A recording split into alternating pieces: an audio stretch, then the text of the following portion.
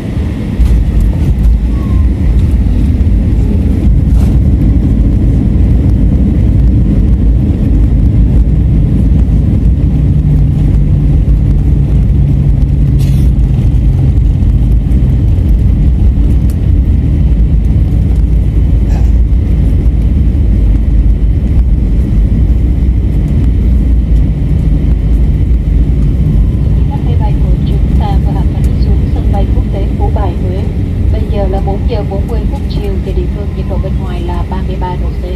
Quý khách vui lòng ngồi tại chỗ với dây an toàn được cài chặt cho đến khi máy bay dừng lại hẳn và đèn hiệu cài dây an toàn đã tắt. Một lần nữa quý khách lưu ý không sử dụng điện thoại di động cho đến khi quý khách rời khỏi máy bay. Quý khách không được mở cửa máy bay nếu không có yêu cầu của tiếp viên.